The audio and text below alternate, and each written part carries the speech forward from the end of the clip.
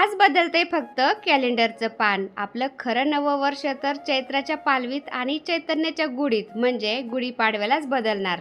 पाठीमागचं वर्ष कसंही गेलं असलं तरी वर्षाचा शेवट आणि नवीन वर्षाची सुरुवात माझ्या विठुरायाच्या आशीर्वादाने आणि स्वामींच्या आशीर्वादाने झाली. म्हणजे एकादशी पण होती आणि गुरुवार पण होता. नवी उमेद, नवे वर्ष, जुन्या नोंदी, जुन्या चुका आता इथेच सोडून देऊया नव्या कोऱ्या कागदावर. आता नव्या जिद्दीने लिहूया. गेलं वर्ष कसंही असो, कधी हसवणारं तर कधी रडवणारं, पण येणारं वर्ष असेल मात्र फक्त आपलं अस्तित्व घडवणारं. कितीही संकट आली ना, आता त्या संकटांना आपण म्हणूया या आता, कारण आम्ही लढायला शिकलोय. पडलो जरी कितीही वेळा तरी फिनिक्स पक्षासारखं आम्ही आता उडायला शिकलोय. काही नवी स्वप्न पाहूया, काही जुनी स्वप्न पूर्ण करूया. नव्या वर्षाच्या या वाटेवर माणुसकीचा रंग भरूया. आज कॅलेंडरचं पान तर बदललंय, पण आता आपण आपल्या मनाचं पान बदलूया. आपण सगळे चला एका नवीन सुरुवातीचं उत्साहात स्वागत करूया. नमस्कार मंडळी, मी छाया. आपलं सर्वांचं आपल्या आणखीन एका नवीन व्हिडिओमध्ये अगदी मनापासून स्वागत करते. तर आज आहे 31 डिसेंबर. तर आज 12 वाजल्यापासून लागन 1 तारीख आणि इंग्रजी नवीन वर्ष लागन. तर तुम्हाला सर्वांना इंग्रजी नवीन वर्षाच्या हार्दिक शुभेच्छा. आणि 1 जानेवारीला आमच्या राजूचा बड्डे असतोय.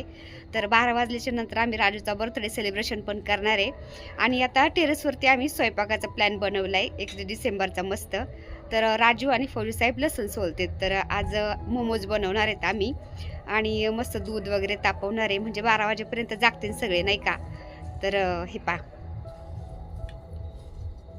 तर राजू आणि फौजी साहेब आता चुलीजवळ लसूण सोलते. तर ह्या साईडला थोडं थंडी वाजती, पण चुलीजवळ इकडे ह्या बाजूला आहे ना अजिबात थंडी वाजत नाही बरं का. थोडंसं भिंतीचा आडूस आहे ना, तर तुम्हाला वाटतं थंडी वाजती का, पण अजिबात थंडी वाजत नाही इथं बरं का. पण ह्या साईडला गेलं ना मग जिकडून मोकळी हवा लागते ना, त्यामुळं थंडी लागते. तर चला मी पण जाते चुलीजवळ आता टेरेसवरती चुलीवर स्वयंपाक करायचा म्हणलं ना, बरंचसं सामान खालीहून वर आणावं लागतं बरं का. पण मुलांना सगळ्यांना एवढा स्वयंपाक आवडतो ना चुलीवरचा, म्हणले आम्ही तुला सगळं सामान वरती आणून देतो पण चुलीवर स्वयंपाक बनव. आणि मग सागर येतो क्लासवरून, आकाश त्यांचा अभ्यास वगैरे झाल्यावर मग ते पण येतात चुलीजवळ. आता तर फौजी साहेब, मी आणि राजू आम्ही तिघच होतो टेरेसवरती, तयारी करत होतो स्वयंपाकाची.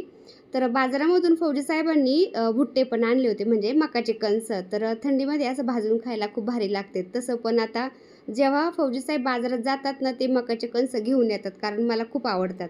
आता चूल बऱ्याच वेळ झालं होतं पेटवली होती, आर पडायला लागला होता ना, तर फौजी साहेब मकाचे कणस सोलत होते आणि मी लागले मैदा मळायला, कारण मोमोज बनवायचे होते ना. तर म्हणलं आधी मैदा मळून ठेवावं, म्हणजे तो चांगला भिजला ना म्हणजे मोमोज छान होतात. आणि जेवणामध्ये मी बाजरीच्या भाकरी, मिरचीचा ठेचा, बेसन असं बनवणार होते. गावरान झुणका म्हणतात ना, तर तसंच बनवणार होते. आणि मोमोजसाठी आता पीठ मळून ठेवलं आहे मैदा. तर मोमोज बनवायचं कसं काय ठरलं, कारण आमच्या इथं आहे ना मोमोजची हातगाडी लागली. तर मोमोज मिळतात तिथं पण खूप महाग असतात. एक मोमोज 10 रुपयाला मिळतो. फौजी साहेबांनी 1-2 दिवस मोमोज आणले, 2-3 प्लेटी. पण मुलं काय बोलले, मम्मी आपण घरी बनवत असतो कधी मधी, तर आपण घरीच बनवू, खूप महाग मिळतात बाजारामध्ये. तर मग घरीच बनवायचं ठरलं. मी पीठ मळून ठेवलं आणि भाज्या सगळ्या टेरेसवरती आणल्या होत्या. तर भाज्या पण कट करायच्या होत्या. आता हे पीठ मळलं होतं ना मी मैदा, तर त्याला थोडंसं तेल लावते. तर ही तेलाची किटली घेतली ना मी ऑनलाईन, मला वाटतं काहीतरी 150-200 रुपयाची काहीतरी आहे, पण ती खूप छान आहे बरं का. हे पहा, जेवढं तेल लागतं तेवढं आपण थोडं घ्यायचं असलं ना असं स्प्रे करू शकतो. आणि बॉटलमधून जास्त तेल घ्यायचं असेल तर एक साईडने थोडं प्रेस केलं की त्याचं ढक्कन उघडतं आहे थोडंसं, आणि तिथून आपण तेल घेऊ शकतो. तर ती बॉटल अजिबात तेलकट होत नाही बरं का. मला तर खूप आवडली. तुम्हाला ही बॉटल पाहिजे असेल ना, तर त्याची लिंक मी डिस्क्रिप्शनमध्ये देते. ही बॉटल ॲमेझॉनला किंवा फ्लिपकार्टवरती 150-200 रुपयापर्यंत मिळून जाते. तर पीठ मी आता झाकून ठेवलं आहे. आणि फौजी साहेबांनी पपई कापली होती, तर पपई खाल्ली आम्ही. त्यानंतर आता आहार पडला होता ना, म्हणलं मकाचे कणस भाजावा, म्हणजे स्वयंपाक होईपर्यंत मकाचे कणस खातेन सगळे.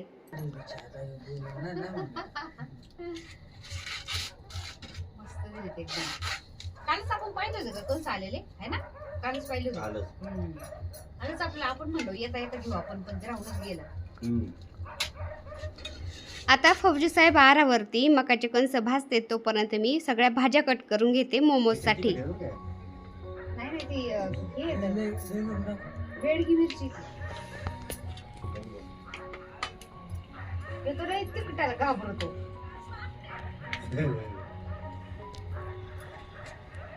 तर हे लसण आणि हिरव्या मिरच्या टाकल्यात मी याच्यामध्ये आणि आता याला चॉप करते.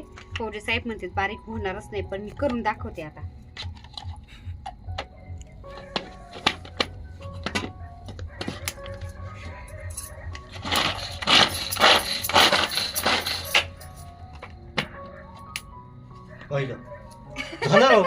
बघा ना, असंच लागतंय आपल्याला.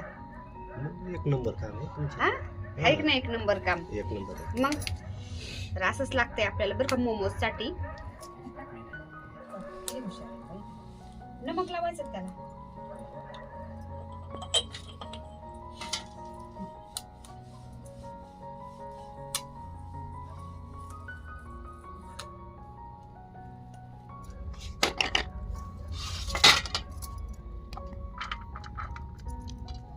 छान होतं एकसारखं ना. आणि हे अद्रक, लसूण आणि हिरवी मिरची किती बारीक झालंय ह्या चॉपरनीच बरं का. मस्त होतंय. गाजर बारीक केल्यानंतर मी पत्ता गोबी बारीक केला त्या चॉपरमध्ये. पीठ मळून ठेवलं आणि लगेच मी भाज्या कट करायला लागले. तर आपण किचनवर स्वयंपाक करत असलो ना, सगळा स्वयंपाक होईपर्यंत आपण कितीतरी वेळा हात धुता असतो. पण आता इथं काय बेसिन नाही, काही नाही. पलीकडे नळ काढलेला आहे मी टेरेसवरती, पण हात धुवायला गेलेच नाही. म्हटलं चला भाज्याच कट करून घेते मी आता. त्यामुळं माझा थोडासा पिठाने हात भरलेला आहे. तर हे सिमला मिर्च पण मी बारीक करून घेतली या चॉपरमध्ये. खूप सोपं पडतं बरं का ह्या चॉपरमध्ये. याच्या आधी पण मी एकदा हे चॉपर घेतलं होतं, पण ते खराब लागलं होतं. 7-8 दिवस चाललं आणि ते खराब होऊन गेलं. त्याच्यानंतर मी बऱ्याच दिवस घेतलं नव्हतं, म्हणजे वर्ष दीड वर्ष घेतलंच नाही. त्यानंतर म्हटलं चला एकदा पुन्हा घेऊन पाहू आता. पण आता हे चांगलं मला वाटतं 2-3 महिने होत आले चांगले. मला वाटतं हे चांगलं चाललंय आणि खूप स्वस्त मिळालं होतं बरं का. 120 रुपयाचं होतं फक्त.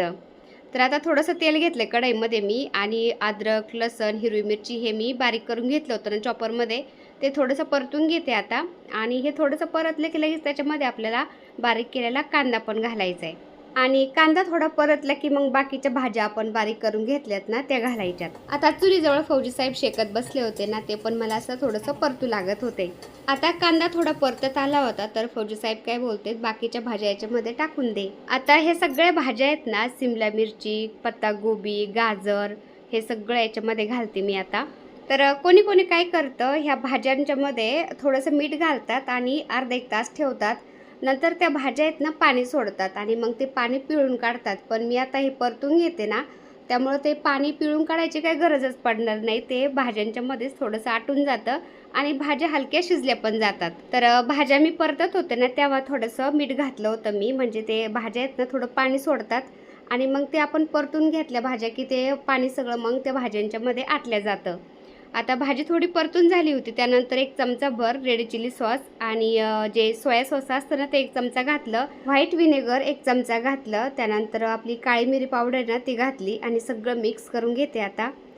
तर चवीनुसार आपण मीठ घालायचं बरं का. मी घातलं होतं ना आधीच, तर ते पुरेसं झालं होतं. मी चेक करून पाहिलं होतं ना आणि नाही झालं, खरट नाही झालं. त्यानंतर मग मी पुन्हा नाही मीठ घातलं आणि हे भाज्या तुम्ही बघू शकता मस्त परतल्या होत्या. पाणी नव्हतं सोडलं जास्त भाज्यांनी, काहीच नाही. जेवढं सोडलं होतं ना ते आटून गेलं होतं. आता भाजी बनवायचं मोठं मातीचं भांडं आहे ना, त्याच्यामध्ये मी पाणी उकळायला ठेवलं चुलीवर. त्याच्यावरती चाळण ठेवून मी मोमोज वाफवणार होते आणि पीठ मळून ठेवलं होतं ना आपण, त्याच्या लाट्या बनवलं मी छोट्या छोट्या. त्याच्यामध्ये हे भाजीचं सारण घातलं, म्हणजे मोमोजचं सारण घातलं आणि आपण हवं तसं त्याला आकार देऊ शकतो. मोमोजला मला वेगवेगळ्या पद्धतीने आकार देता येतो बरं का. पण बरेच मोमोज बनवायचे होते ना, म्हणलं लई टाईम लागन, त्यामुळे मग मी आपले जे मोदक बनवतात ना त्यानुसारच ते मोमोज बनवले.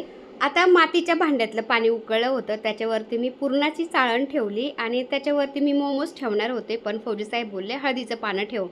तर हळदीच्या पानातले मोमोज किंवा मोदक आकाशला अजिबात आवडत नाही, पण फौजी साहेबांना आम्हाला आवडते. त्यामुळं त्याला म्हणलं पप्पांना त्यांना मी आधी आता ह्या पानातले वाफवते आणि त्यानंतर मग बिना पानाचे मोमोज तुला नंतर वाफवते. तर मातीच्या भांड्यामध्ये मी पाणी का उकळायला ठेवलं होतं, कारण मातीचं भांडं बराच वेळ गरम राहतं आणि मग ते मोमोज पण बराच वेळ गरम राहतात आणि छान वाफवते ते, सारखं त्याला आच लागल्या जाती. आणि बऱ्याचशा ताईंच्या, माझ्या मैत्रिणींच्या, मावशींच्या बऱ्याचशा कमेंट असतात की छाया तू एवढं सगळं कसं काय आवडते. तर तुम्ही बघू शकता मला असं सगळे मदत करतात बरं का. आता मी मोमोज बनवते ना तर फौजी साहेब मला लाटून देतात, सागर गोळे बनवून देतोय आणि मी ते सारण भरते मोमोजमध्ये, म्हणजे त्या लाटीमध्ये, तर पटापट एकदम होऊन जातं. 2 हाताचा, 4 हाताचा आणि 6 हाताचा किती फरक पडतो ना. तर असं सगळ्याकून सगळे घरातले मला मदत करतात, त्यामुळे एवढं सगळं शक्य होतं. नाहीतर एकटीच्याने माझ्याशी एवढं हँडल होणं काही शक्य आहे का? फौजी साहेब गेले ड्युटीवर, राजू गेला ड्युटीवर, मुलं गेले कॉलेजला. मग मला दिवसभर काम पुरतं बरं का. मग एका दिवशी माझ्याच्याने व्हिडिओसुद्धा एडिट होत नाही, एवढं काम घरी असतं. पण एखादा कोणी असलं ना घरी, मग मला ते थोडंफार आवरू लागतात. तेवढीच त्यांची मग मला मदत होती.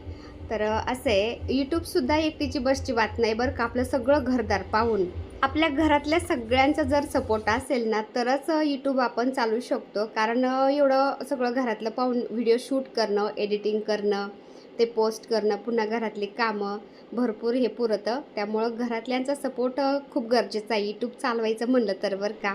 आणि माझ्या घरातले मला सगळे सपोर्ट करतात पण बरं का, तेव्हा मी व्हिडिओ बनवू शकते. तर तुम्ही बघू शकता मोमोज मस्त असे वाफवले होते, ताटात मी काढून घेते आता.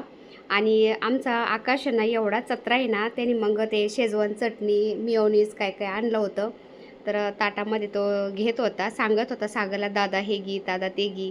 आणि मग त्याच्याबरोबर आता ही मोमोज खायचं चाललं होतं. आणि ती शेजवान चटणी ना एकदम लाल जरा दिसत होती ना. राजू तर ती चटणी पाहूनच घाबरला, म्हणला तिखट असन लई, मला नको म्हणला.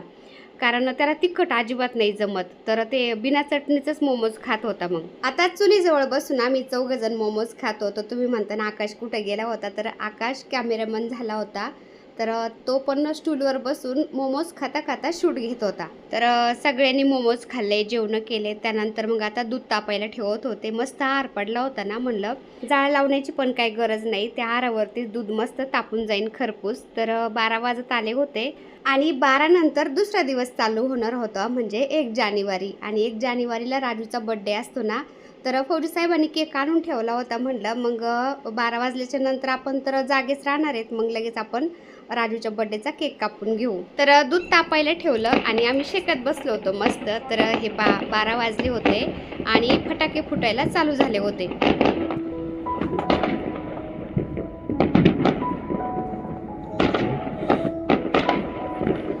राजू जोपर्यंत गावाला होता ना, तोपर्यंत त्याचा असा बड्डे कोणीच केला नव्हता. कारण त्याचा बड्डे कधी असतो त्यालाच माहिती नव्हतं. पण केडगावला आल्यापासून आम्ही त्याचा बड्डे करायला लागलो. कारण सगळ्यांच्या आम्ही बड्डे असं एकदम सिंपल पद्धतीने का होईना साजरे करतो ना. म्हणलं चला त्याचा पण बड्डे आपण साजरा करत जाऊ. तर 1 जानेवारीला मग त्याचा बड्डे आम्ही साजरा करायला लागलो.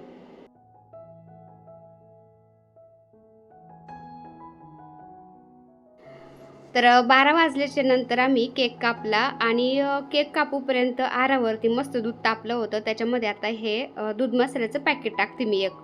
तर दूध मसाल्याची डब्बी भेटते ना, त्याच्यापेक्षा हे दूध मसाल्याचं पॅकेट जर टाकलं ना दुधामध्ये, इतका छान फ्लेवर येतो आणि कलर पण छान येतो दुधाला. आणि खूप छान आहे खरंच हा मसाला. असं कधी खीर बनवायची असली ना, तरी पण मग खिरीमध्ये मी हे दूध मसाल्याचं पॅकेट टाकत असते. बाकी काहीच टाकायची गरज पडत नाही. त्या मसाल्यामध्ये विलायची, जायफळ, सुंठ, त्यानंतर ड्रायफ्रूट सगळं असतं. तर चवीनुसार साखर टाकली मी आणि एक उकळी येऊपर्यंत थांबलो होतो. तर 12 वाजून गेले होते. म्हटलं आता दूध पिऊ गरम गरम मस्त आणि मग झोपायला जाऊ. तर जेवण खावणं झाल्यानंतर सगळं सामान मुलांनी, राजूनी सगळ्यांनी खाली नेऊन ठेवलं होतं. त्यानंतर बड्डे सेलिब्रेशन झालं, दूध तापलं. आता दूध देतात फौजी साहेब सगळ्यांना, दूध पितेन आणि झोपायला जाऊ. तर 31 डिसेंबर आम्ही असा साजरा केला आणि नवीन वर्षाचं असं स्वागत केलं. तर चला आजचा छोटासा व्हिडिओ मी आता इथंच एंड करते. व्हिडिओ आवडला असेल तर एक लाईक नक्की करा ताईंनो. चॅनलवर नवीन असाल तर आपल्या चॅनलला सबस्क्राईब पण करा. चला भेटूया दुसऱ्या व्हिडिओमध्ये, तोपर्यंत बाय. व्हिडिओ पूर्ण पाहिला त्यासाठी मनापासून आभारी सर्वांची. सर्वांना श्री स्वामी समर्थ.